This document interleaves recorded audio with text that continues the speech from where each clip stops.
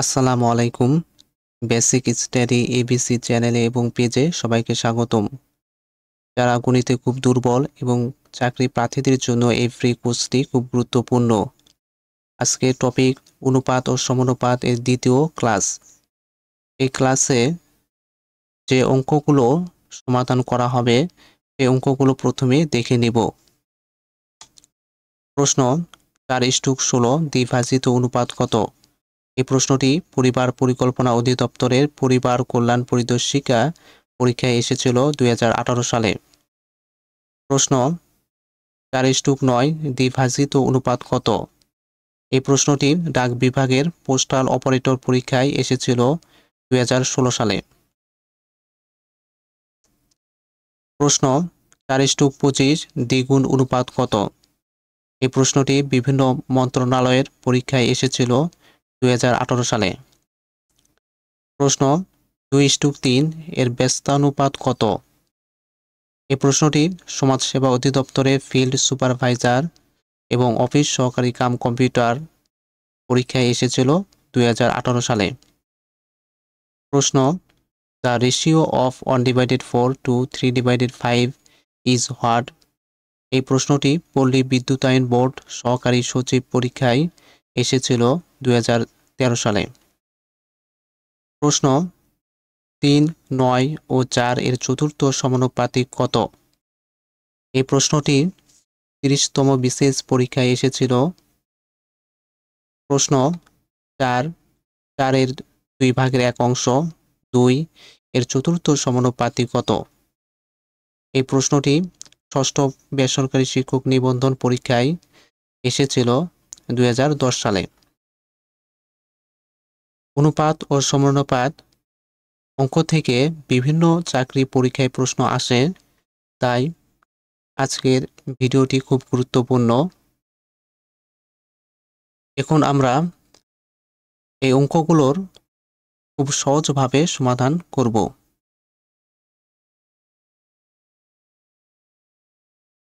প্রশ্ন 4:16 দ্বিভাজিত অনুপাত কত? 4:16 এর দ্বিভাজিত অনুপাত কত? দ্বিভাজিত অনুপাত বের করার সহজ নিয়ম হলো প্রশ্নের অনুপাতগুলোর বর্গমূল বের করতে হবে, তাহলেই দ্বিভাজিত অনুপাত বের হবে। প্রশ্নের অনুপাত দেওয়া আছে 4:16।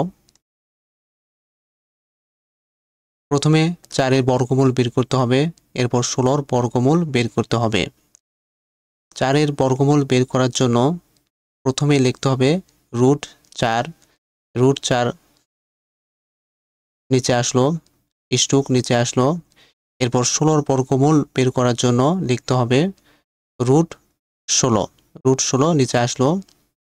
এরপর 4-এর বর্গমূল বের করতে হবে। 4-এর বর্গমূল বের করার জন্য আমাদেরকে দেখতে হবে কোন সংখ্যার বর্গ 4, এই সংখ্যাটি আমাদেরকে নিতে হবে।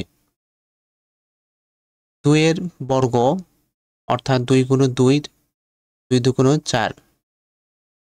2-এর বর্গ হচ্ছে 4, তাই 2 নিতে হবে। 2 নিচে আসলো, স্টুক নিচে আসলো। এরপর 16-র বর্গমূল বের করতে হবে। 16-র বর্গমূল বের করার জন্য আমাদেরকে দেখতে হবে কোন সংখ্যার বর্গ 16, সেই সংখ্যাটি নিতে হবে।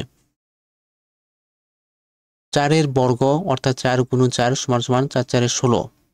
4-এর বর্গ হচ্ছে 16, তাই 4 নিতে হবে। 4 নিচে আসলো। আমাদের উত্তর 2:4। তাহলে 4:16 এর দ্বিভাজিত অনুপাত হলো 2:4। প্রশ্ন 4:9 দ্বিভাজিত অনুপাত কত? 4:9 এর দ্বিভাজিত অনুপাত কত? দ্বিভাজিত অনুপাত বের করার সহজ নিয়ম হলো প্রশ্নের অনুপাতগুলোর বর্গমূল বের করতে হবে। প্রশ্নে অনুপাত দেওয়া আছে 4:9। প্রথমে 4 এর বর্গমূল বের করতে হবে, এরপর 9 এর বর্গমূল বের করতে হবে। 4 এর বর্গমূল বের করার জন্য প্রথমে লিখতে হবে √4, √4 নিচে আসলো, ইস্টুক নিচে আসলো। 9 এর বর্গমূল বের করার জন্য প্রথমে লিখতে হবে √9, √9 নিচে আসলো। এরপর 4 এর বর্গমূল বের করতে হবে। 4 এর বর্গমূল বের করার জন্য আমাদেরকে দেখতে হবে কোন সংখ্যার বর্গ 4 হবে, সেই সংখ্যাটি নিতে হবে। 2 এর বর্গ অর্থাৎ 2 × 2 = 2 × 2 = 4। 2 এর বর্গ হচ্ছে 4, তাই 2 নিতে হবে। 2 নিচে আসলো, ইস্টুক নিচে আসলো। এরপর 9 এর বর্গমূল বের করতে হবে। 9 এর বর্গমূল বের করার জন্য আমাদেরকে দেখতে হবে কোন সংখ্যার বর্গ 9 হবে, সেই সংখ্যাটি নিতে হবে। 3 এর বর্গ অর্থাৎ 3 × 3 = 3 × 3 = 9। 3 এর বর্গ হচ্ছে 9, তাই 3 নিতে হবে। 3 নিচে আসলো। আমাদের উত্তর 2:3। 4:9 এর দ্বিভাজিত অনুপাত হচ্ছে 2:3। প্রশ্ন, দ্বিগুণ অনুপাত কাকে বলে? কোন অনুপাতের বর্গকেই তার দ্বিগুণ অনুপাত বলে। কোন অনুপাতের বর্গকেই তার দ্বিগুণ অনুপাত বলে। যেমন অনুপাত 4:25, এর দ্বিগুণ অনুপাত হলো এই 4 এর বর্গ করতে হবে, 25 এর বর্গ করতে হবে। 4:25 এর দ্বিগুণ অনুপাত হলো 4 এর উপর স্কয়ার দিলে 4 এর বর্গ হয়, ইস্টু 25 এর উপর স্কয়ার দিলে 25 এর বর্গ হয়। 4:25 এর দ্বিগুণ অনুপাত হলো 4 এর বর্গ ইস্টু 25 এর বর্গ। প্রশ্ন, 4:25 এর দ্বিগুণ অনুপাত কত? 4:25 এর দ্বিগুণ অনুপাত কত?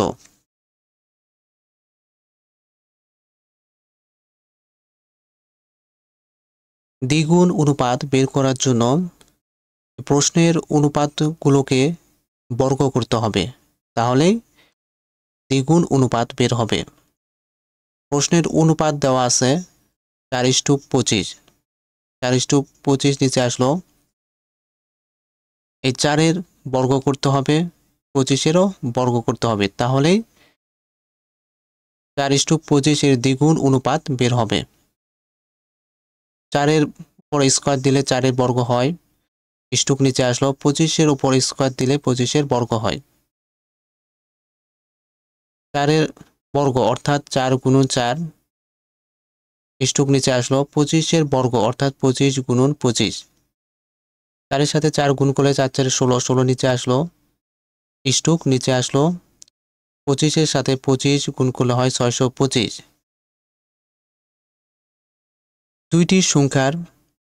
দুইটি সংখ্যা গুণ করার সহজ নিয়ম হলো, প্রথমে 5 এর সাথে আমরা 5 গুণ করব, 5 × 5 = 25।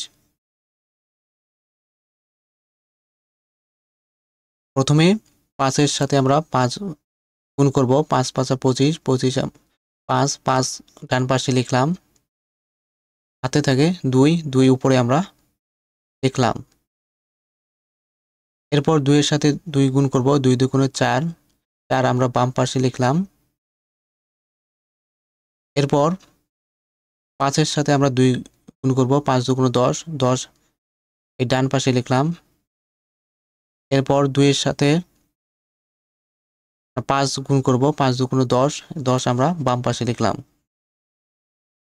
সমান সমান এই 5 নিচে আসলো, 10 আর 10 যোগ করলে হয় 20, 20 এর সাথে 2 যোগ করলে হয় 22, 22 এর 2 নিচে আসলো, হাতে পড়ে 2, 4 এর সাথে হাতের 2 যোগ করলে হয় 6, 6 নিচে আসলো। এই 625, 25 × 25, 25 এর সাথে 25 গুণ করলে হয় 625।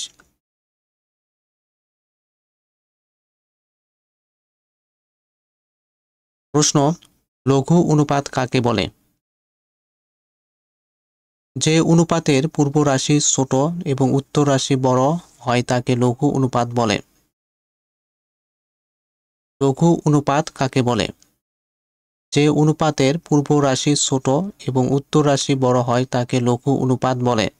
যেমন 1:3। এই অনুপাতের পূর্ব রাশি ছোট, পূর্ব রাশি হলো 1, এটি ছোট, আর উত্তর রাশি বা পর রাশি হলো 3, এই 3 বড়। 9:20, 12:25 ইত্যাদি।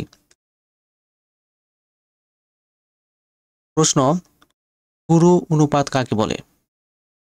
যে অনুপাতের পূর্ব রাশি বড় এবং উত্তর রাশি ছোট হয় তাকে গুরু অনুপাত বলে। যেমন 3:1। এই অনুপাতে পূর্ব রাশি 3, এটি বড়, আর উত্তর রাশি হলো 1, এটি ছোট। 20:9।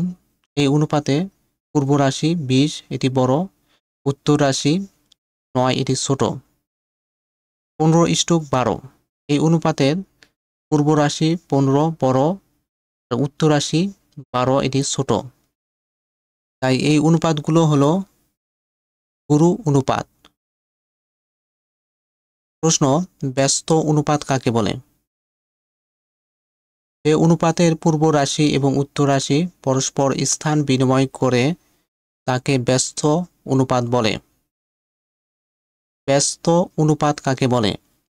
যে অনুপাতের পূর্ব রাশি এবং উত্তর রাশি পরস্পর স্থান বিনিময় করে তাকে ব্যস্ত অনুপাত বলে। যেমন 2:3। এটি একটি অনুপাত সমান সমান এর ব্যস্ত অনুপাত হলো এই 2 এর জায়গা 3 হবে আর 3 এর জায়গা 2 হবে। অনুপাতগুলো শুধু স্থান পরিবর্তন করবে।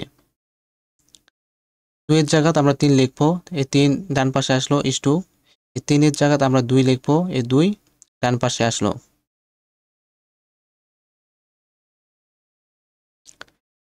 প্রশ্ন, the ratio of 1/4 to 3/5 is what? 1/4 নিচে আসলো, 2 এর পরিবর্তে আমরা সমান সমান দিলাম, 3/5 নিচে আসলো। এরপর সংখ্যাগুলোকে আমরা আড়াআড়ি ভাবে গুণ করব।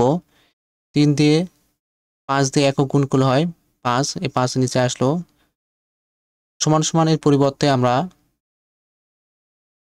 ইস্টুক নিচে আসলো।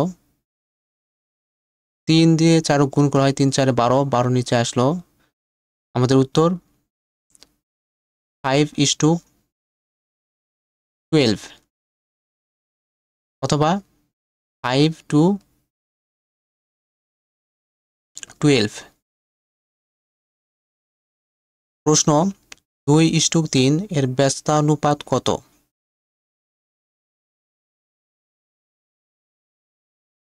প্রশ্ন, 2:3 এর ব্যস্তানুপাত কত? ব্যস্তানুপাত বের করার সহজ নিয়ম হলো আমরা অনুপাতগুলোর স্থান পরিবর্তন করে দিব, তাহলে ব্যস্তানুপাত বের হবে। প্রশ্নে অনুপাত দেওয়া আছে 2:3, 2:3 নিচে আসলো। এই 2:3 এর আমরা স্থান পরিবর্তন করে দিব। 2:3 এর ব্যস্তানুপাত হলো সমান সমান 2 এর জায়গাতে আমরা 3 দিব, 3 এর জায়গায় 2 দিব। 2 এর জায়গাতে আমরা 3 দিব, তাহলে 3 ডান পাশে আসলো। এই 3 এর জায়গায় আমরা 2 দিব, 2 ডান পাশে আসলো। আমাদের 2:3 এর ব্যস্তানুপাত সমান সমান 3:2। প্রশ্ন, 3, 9 ও 4 এর চতুর্থ সমানুপাতিক কত? 3, 9 ও 4 চতুর্থ সমানুপাতিক কত?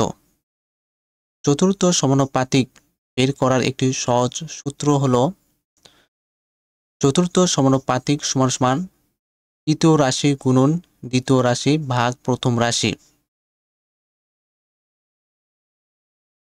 আমরা আরেকটি ভাবেও মনে রাখতে পারি, তৃতীয় রাশি আমাদের হচ্ছে 4, এই 4